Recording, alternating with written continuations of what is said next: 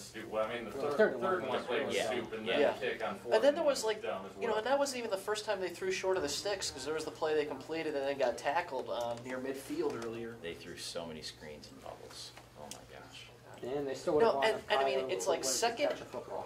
You know, Yeah, none of it matters. And Kyle Fuller catches It's in between the numbers. they lose yards on first down, and so they have like a 10-yard run that sets up the 3rd and 1, and then you go to the air, and then you settle for the field goal. Howard averaged 5.5 yards a carry.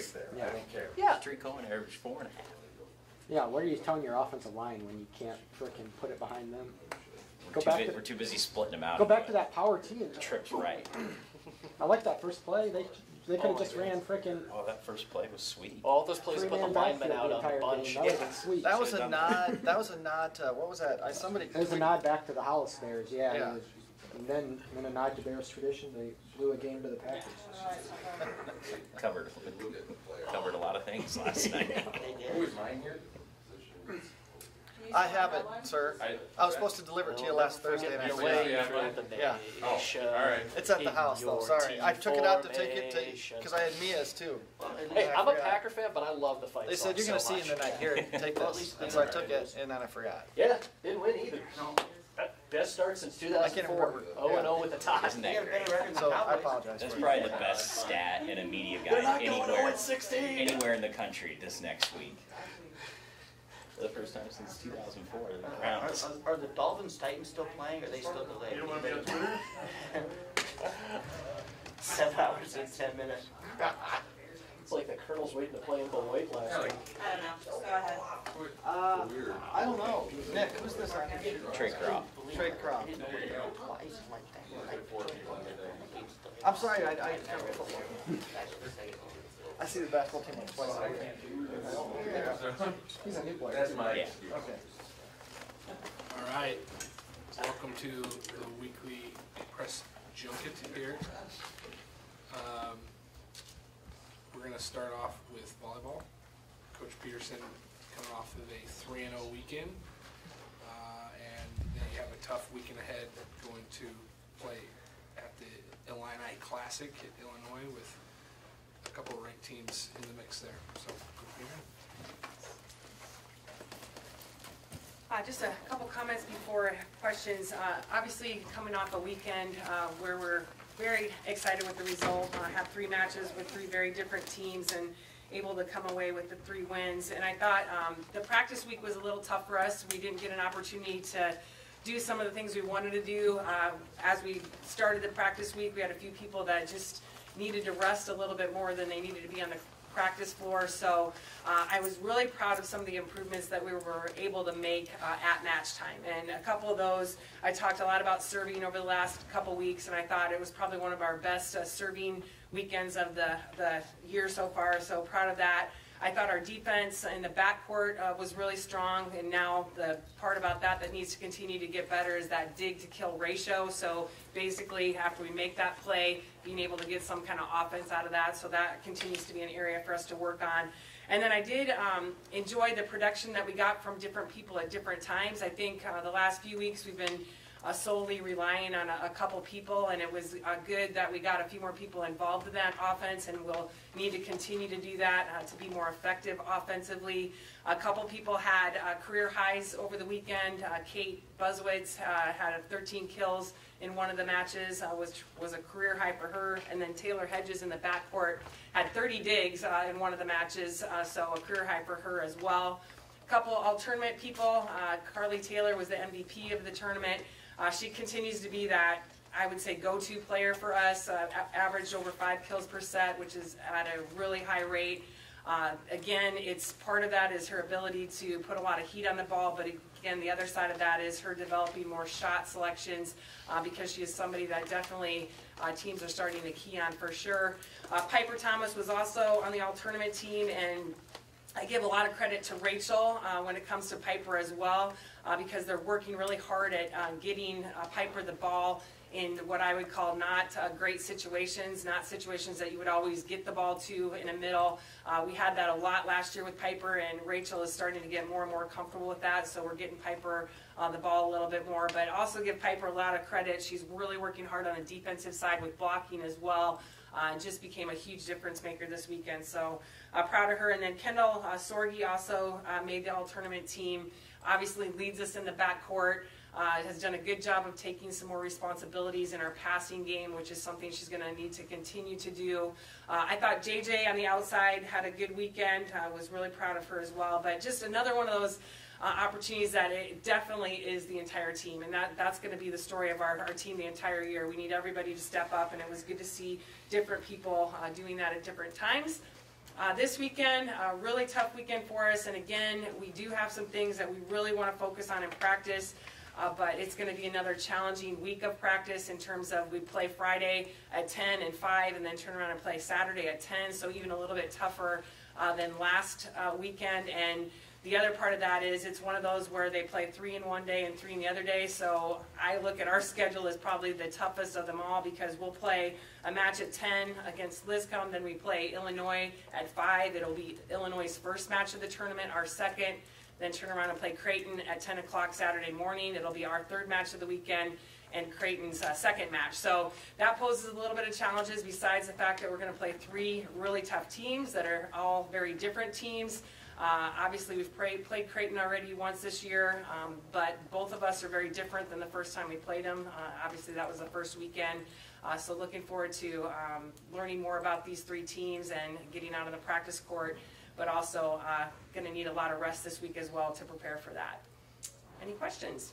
Have you seen enough on any of these teams? Well, of course, Creighton's the obvious one that you've seen before, but anything that maybe you've seen the last couple of weeks, you know, this is what we did that'll help us get ready for this team? I think the biggest thing with all of them, they're all probably more offensively balanced than a lot of teams that we've played. They do have 1 or 2 people that I would call their go-to people, but after that, it's just, if you look at their kills per set, it's very even. And I think that poses a lot of problems for our defense because one of the areas that we need to continue to get better at is our blocking, and I think that really challenges a blocking team when you have kids that are a team that's very balanced, but yet that go-to player. And I look at that a lot like Washington State. You know, they obviously had the big killer on the outside, but then at any point could go to anyone else. So I think that's the biggest challenges, and we do a lot of things in practice to go against teams like that. A lot of that is being able to dig one-on-one, but again, our biggest challenge comes, you get that ball up, and what are you doing with it after? We have to have that better dig-to-kill ratio in order for that to matter, if that makes sense. So a lot of our practice actually this week will be what we do blocking-wise, and then also digging one-on-one and transitioning out of it. How much has Creighton changed since you played them last? You know, I look at Creighton last time as their go-to players. I think we're a little tired from the match before, so we're going to see a very different side of those 2 players in particular. But I think the other thing is they have a new setter this year, and I think they're starting to get a lot more comfortable with that setter and being able to set their middles and set a quicker tempo than they did the first weekend. And we've actually seen Creighton quite a bit just watching matches on TV. They've had a lot of TV matches that we've been able to watch. So definitely their tempo of offense, and I say their dig-to-kill ratio is a lot better too. They've always been a team that keeps the ball alive, but with their new setter now, they're feeling more comfortable getting some offense out of that as well. Other than winning the 3 matches this weekend, what were you most impressed with your team? I think a couple things. Again, you know, getting more people involved in the offense was huge for us. I think our ability, we had some situations that I would say were tight, especially against Indiana, the close sets, and we were able to pull those out as opposed to last weekend. I didn't think we were able to do that, and so that was a positive in my mind. And again, just having different people step up at different times. You know, we're starting to get Inga and Kate more involved in the offense, and they're really responding well to that. We'll need to continue to do that. I thought we had some different people going in. You know, Carly Spees came in for a little bit and showed that she can help us out. Bailey came in to help us out in the back row and did some good things. So I think we're getting some other people in there to help us in later tournaments and matches as well. How are those true freshmen coming along? They're doing a great job. You know, it's been hard because some of them, you know, we don't have a lot of practice time in September. It's just the way it is. You just have to know that. So their ability to improve in practice is very little. So some of those kids that aren't getting in the matches, you know, they're kind of at a standstill right now. But I really love what our freshmen are doing. It's a really good class, just, you know, one of those classes that really understands what it means to be a Panther too. And I even look at, you know, this is kind of weird to say, but even our sideline, our energy on the sideline this weekend was the best it's ever been. And it was kids that felt a part of the match even though they were on the sideline, and I complimented that after every single match that we played, more than anything else probably, because it makes a difference, and to me that makes me feel like those kids are ready to go in at any point as well too. Sounds like this team's got some good team chemistry then.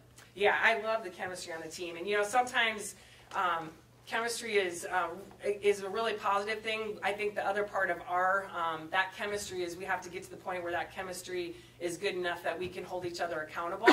I think sometimes, you know, we don't want to step on toes, and we have to be real sometimes about within a match or after match being true to what actually is going on in terms of what we need to be better at. I think sometimes if you're not a part of our game that needs to be better, you're not willing to say that because you're not really involved in that, and I think that's the area that we could get a little bit better at when it comes to that chemistry. All right, thank you.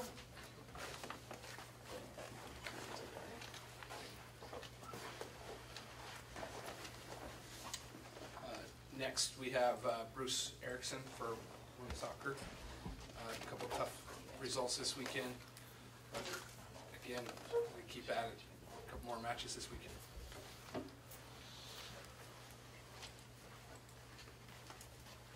Thank you.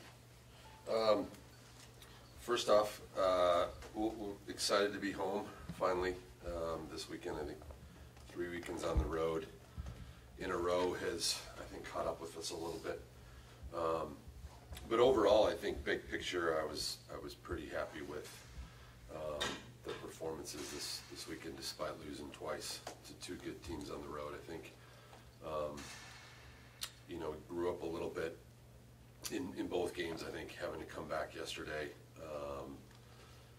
and really take control of the game, and then to give up a goal very late was disheartening, just because I felt like we were the better team, and you know, we're that close to getting a win. I think the game on Friday was dramatically different. I think conditions always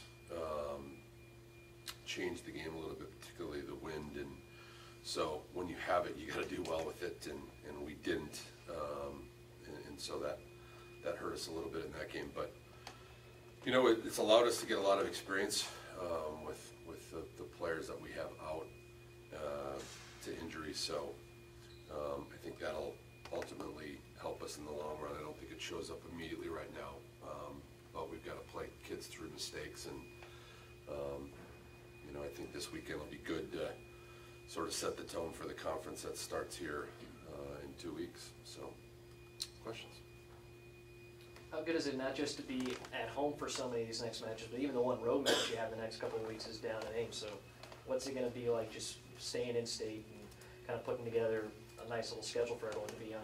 Well, I think it allows you to get a little bit into rhythm. You know, the first weekend we end up having a canceled game, then we finally play at home on that Sunday, and then we go on the road for 6. And sometimes getting out on the road is good because you know, Bobby alluded to it, and she talked a little bit about chemistry. I think you build chemistry pretty fast in a bus and in hotels and spending that much time together on the road. So I think we've done that, which is a good thing. I do think when you do that over 3 weekends in a row, you need those home games. You need to kind of get away from each other and kind of get back into a rhythm. So hopefully that'll happen. We've got 4 out of 5, I think, of the that are going to be at home, which will be huge for us. And I think just getting into playing at home, hopefully that's an advantage. We were pretty good at home last year, and so far we've got 1 tie. So you know, I think that'll help the morale a little bit, just to, you know, sleep in our own beds and play on our own field. So. Who's your opponent this week, and what do you know about it? So we play Northern Illinois on Friday, and we're at Iowa State on Sunday. So, you know, I think both of us have pretty good games on Friday. So I think the Sunday game won't take much for the players to get up for. I think just with the amount of Iowa kids we have, and they have, you know, it's like it is in any sport. I think that'll be two good teams playing each other. Friday, Northern Illinois is a team we played in the spring.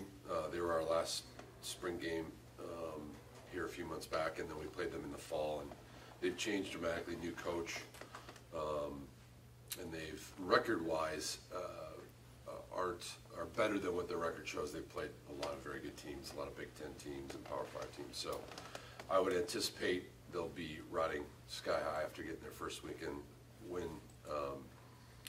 And they were probably one of the more athletic teams and biggest size team we played against last year. Very good in the air, very good on set pieces. So it'll be a challenge for us for sure.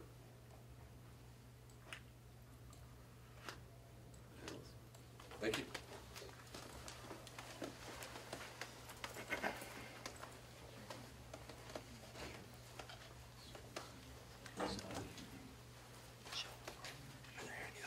All right, Coach Mark Farley, after bye week heading to Kinnick Stadium. Go ahead, guys. How was a week of practice, Coach? Any changes, any developments? I thought we had of course you always think you have a good week of practice, but we needed to improve last week, and you know, I felt we did, but you never know until you take the field again. So that off week at this time period is kind of neutral, because now you got to come back today and get ready for Iowa. But I felt we did a good job last week of improving. But again, results will see what happens on Saturday. You've always been known to during that bye week, maybe move some guys around, different position, maybe from one side of the football to the other. Is there any of that you can share with us today? There's some movement going on in my head, but it's so early in the season with one game, and usually we have our open date with 3 games under our belt. So with only one game under your belt and the inexperience of a lot of these players, it's hard to move somebody too much because of, you know, you've been in camp for 20-some practices, and it's a little harder. Might have to do that throughout a week now, and maybe wait till that Indiana State Thursday night game where you get a little bit more time, 8 days before the next game, so I might have to wait till then. So I don't know if you'll see anything drastic move this week. Nothing that normally I wouldn't do. How'd you handle the quarterback position in the bye week? Did you kind of go equal snaps with Eli and Colton? Is Eli still the guy? What can you share with us on that? Like any position, last week was equal reps for everybody. We went 1, 2s, and 3s last week because to me that was an opportunity to get the whole team ready to play for weeks to come. I'm thinking about week 8 as much as week 2 right now, because those younger players, someone's going to get thrown into a role week 2, week 5, week 7. So what we did with them last week was get them up to speed. So I used last week as that time to get all our 3/2s equal reps with the 1s and live reps, so they could get a good evaluation. We can kind of see where they're at, who I may move or who may move to the starting lineup this week. So quarterback-wise, they got treated the same way. All 4 quarterbacks got equal reps all last week. So it was very competitive, if you want to put it that way, and it was sharp. So it actually helped the tempo of practice, the intensity of practice for an off week, and we'll see what pays off. At that position, quarterback, when things are still kind of up in the air at that position, how much more does that kind of affect everything else than maybe another position or something like that? Oh, I think it always affects. It's offense is timing, so it's all the way to the snap count. So when you got different people working with different groups, I mean, there's always some adjustments that have to be made, but that was part of why we did it the way we did it last week. It really made the people that were whoever was going with whatever quarterback really had to focus, snap counts, you know, those types of things, stay in tune with the timing. So it was more putting in the play, putting in the system than it was maybe one guy's voice directing it. So I didn't see a big problem with it, but anytime you mess with a quarterback, there's always timing involved. I'm sure Eli, would be the first to say that his week one showing wasn't what he wanted or anything like that. How has he responded or been, over these since that game, just kind of rebounding and trying to get where he wants to be? Yeah, he was very competitive last week, as they all were. He's very consistent in his demeanor. He's very consistent in his play.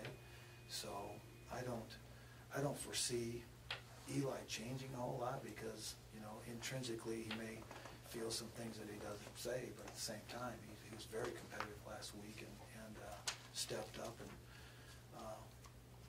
looked like he did all of camp. I mean, he got off to a slow start, had some drop balls, missed some throws, and that created an opportunity for Colt, who everybody saw made some plays, and then you start to wonder, will there be a change? So whether it's quarterback or any other position, it's just we magnify the quarterback position way too much, and it's a competitive position that you could play 2 quarterbacks, you could play 3 quarterbacks. We're going to play different linebackers, different D linemen, and different running backs. So the same could be said for Marcus Weimiller at running back. Trevor's running back. Nobody asked me about Trevor and Marcus, whereas everybody's worried about the quarterback. So we'll deal with that this week and put the best person on the football field that gives us the best chance to win. And you may see both. You may see one. I don't know what's going to happen this week. We had Saturday and Sunday off, so we'll see what happens today. Mark, what's your impressions of Iowa, and when you look at the Hawkeyes, what's your biggest concern? Andy, when you watch Iowa, particularly this last weekend, they were much better, I thought, this weekend than they were last weekend. And their defensive line is very good. They've always been very sound. And then as I watch their offense, their running backs are very good. They're back to the Iowa stable of running backs, that very strong, deliberate runners. So probably what's most concerning, I don't know if it's concerning as what it would be any other year, but their run game, we all know them as a run team. And what they do with those, they've got the running backs to make play, let's put it that way. And they're making people miss, and they wear on the teams that they've played. And then their D-line is always very consistent, has really made some, doing a nice job against the run both weeks that they've played. They've really taken the run game away from both opponents. I mean, last week that running back at Iowa State, was really good. And they kept him, I think, 40 yards rushing or something like that. How many did he get last week? 40. 40. So to me, they held a great running back to 40 yards. So those are the 2 things that stood out to me as I watched the 2 weeks of film. It's obviously challenging going down there to play them, but this is the first time you're facing Iowa under the lights. How much does that kind of magnify this game? Yeah, the timing's different because I think we played them at 11 o'clock every other year. So it happened very quickly. This year with the 6:30 kickoff, there will be much difference for us because, the travel and that type of stuff. We'll go down the same day. I don't feel a need that I have to go down and sit around in somebody else's hotel for a complete day. So that transition will be different. So we'll go down the same day from here and play them from there. And I'm sure the energy in that level will be there as normal. It may be even more ramped up for a night game down there, but I don't know that that's going to be a difference of when you play them. They're playing really good football right now, and they probably have one of their stronger teams that I've seen in the years I've watched them when we've played them. What have you liked from Colton, these last week or so now that, one way or another, there's some opportunity there for him to elevate things. What have you liked from him and seen from him that have been impressive? What's been good about Colton is when he got put in the fire in the heat of the battle, every time he's gone in, he's been productive and he's been very calm and collected in how he's run the game. I mean, I can go back to the first time he ever got a snap when we lost the quarterback in Indiana State. The performance there was very similar to the performance at Montana. And then he got a couple starts along the way last year when we lost a quarterback. So he's always been consistent when he's taken the field for us. That's what probably stood out the most from Colton, as you go back and look at what he's done when he's taken the field for us. Health-wise, Coach, how do you look, and in particular Aaron Graham, his status for Saturday? Aaron is still questionable. He won't practice again today. You would think after he's been out about 2.5 weeks now, so he's been out quite a while. So he is still out. Otherwise, it looks as though we'll get the rest of them back this week. Probably get Christian. Gets to come back today, so that's nice to get Christian Jagan back. And then there are some guys that were nicked up in the Montana game that got healthy during last week, so we'll get those guys back this week, I would think. Going back to their Iowa's defensive line, is this potentially one of the best defensive lines you probably guys had to face or plan against? I mean, it's deep. They go 7 or 8 deep. And oh yeah, they're really good defensive line. There's, like I said, this is just as a team. You look at the football team. You know, they're young at linebacker, but I thought they're really good in the secondary, and their defensive line kind of interrupts all that because I think they're really good. So, you know, the inexperience, everybody's got some type of inexperience every year. Really, I thought the linebackers really did a nice job. They got a couple of them can really run. So I can see the development there from week 1 to week 2. And then they're surrounded, they're flanked by a secondary and a front that's very good. You know, and then when you look at the offense, the running backs, I know they have some guys that they put in at offensive line, but that's always been Iowa's strength is their offensive line. The tight end's tremendous, and I think the running backs are really, I think as the season progresses, I think you'll see a lot from their run game of, you know, we remember the old tough running backs because they can run people over as much as they can run past them. When you play FBS opponents, as you have so many times over the years,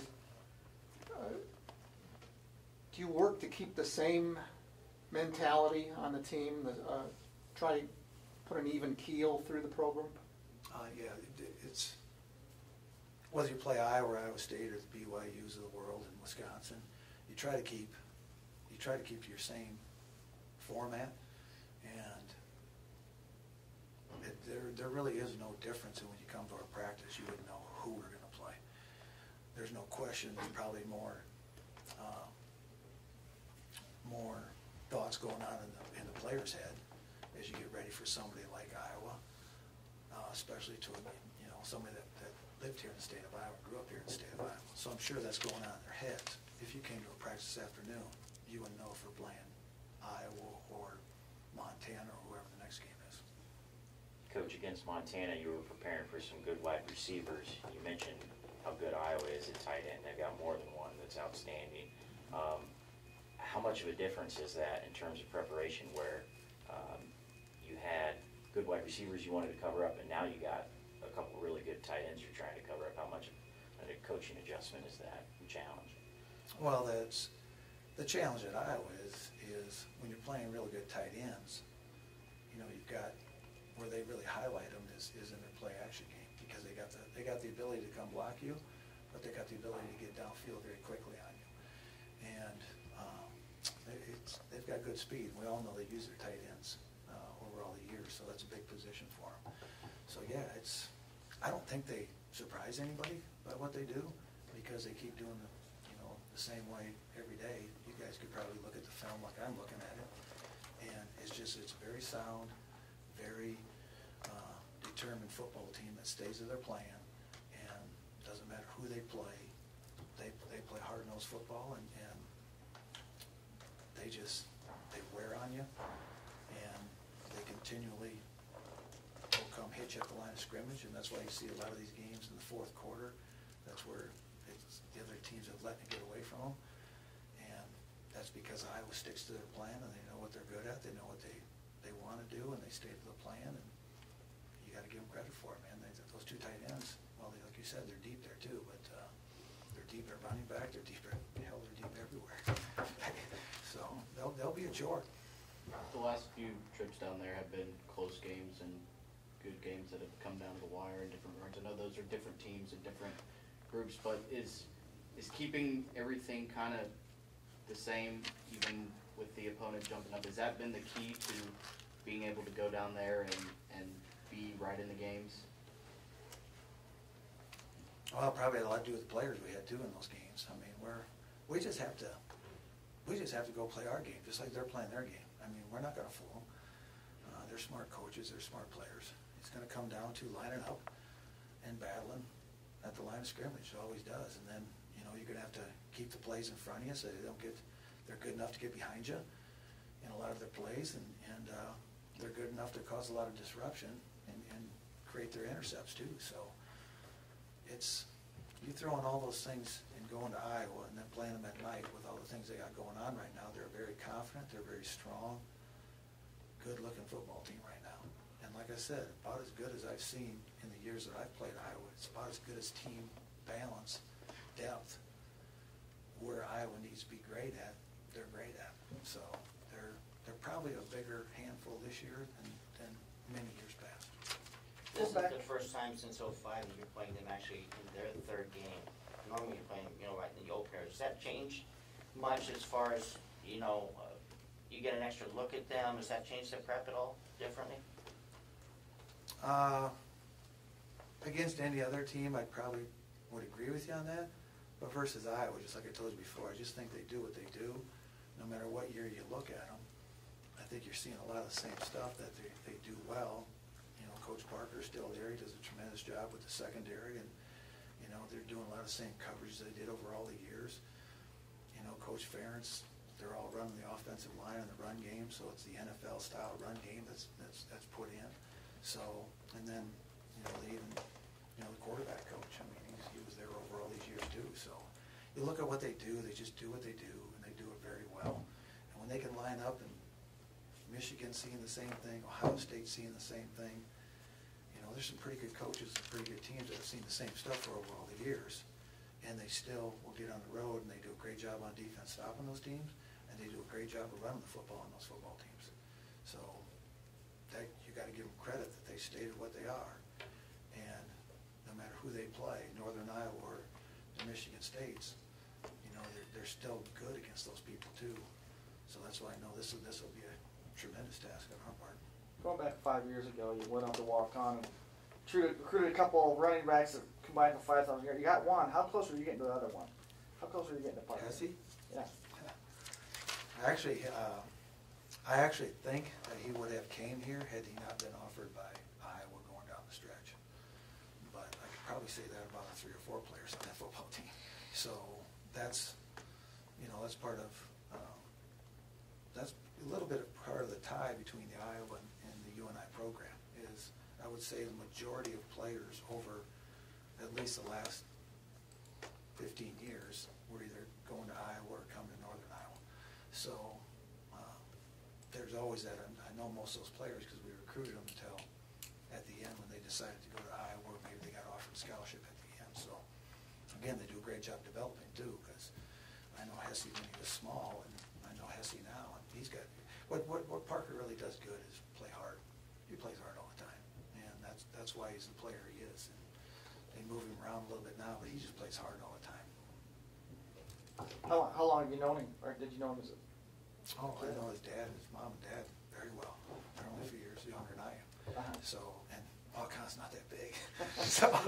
so we all come from the same blood up there. But no, he's exactly what you should get from Alcon. You should get a hard-nosed kid that plays hard. He has. He's got an opportunity. He's made the most of it. Just to push my narrative a little bit, is there any chance the first time Marcus touched the ball, you get running right at Parker? Depends on what side Parker's playing. Coach, where do you think you might, or where would you like to see the most improvement from week 1 to week 2? I know you want to get better all areas, but where do you think you might see the most improvement? Yeah, I'll answer like this. What we need to do is we need to improve, and as a football team. So this week is critical to improve. And last week, yes, we practiced and it looked good. Every coach says he has good practice. You need to see the improvement on the field on Saturday afternoon. We need to improve drastically from week 1 to this week, and we need to do it against a very good opponent. So yeah, there's got to be improvement across the board. There's got to be improvement about every phase of the game. And if there's not improvement, it will be magnified in this football game drastically because of the opponent. So, yeah, every phase has to improve, and every player has to improve going to Iowa. Also, it's going to be a much bigger crowd than at Montana, but just playing in that environment out in Montana, how much maybe does that help this team going to Iowa to play at Kinnick, where there'll be close to 70,000, but another raucous? Well, it'll be wild, I'm sure. But I just know in northern Iowa, I think a little bit of an edge that we have of getting ready for a game like this that's got 70,000 people is that's 70,000 people outside, you know, versus some of these places that we play when you're inside, it magnifies everything. So a 20,000 seat inside could be louder than a 70,000 seat outside based off, you know, what's going on in the football game. So I think that we have experience in the sound, maybe not the experience in the numbers. So we'll see how that falls. But it's much like, Montana's much like Iowa, where the fans are very close to you.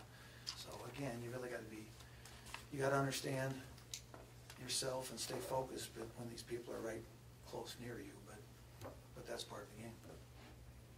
And then you're an Iowa guy, just the experience for these former Iowa high school players to get a chance to play in Kinnick, in the big arena, just how special is this opportunity for UNI? Well, anytime you get to step on anybody's football field, I think you're in a big arena because you got on the grass. So that's a big deal. Now, stepping on the grass at Kinnick might raise that up a little bit more for particularly an Iowa kid, but I think for anybody in that matter. But we all know this, that right now, and I'll give Iowa State credit, Iowa and Iowa State are both, for our Iowa players, sure, they got recruited by both those places.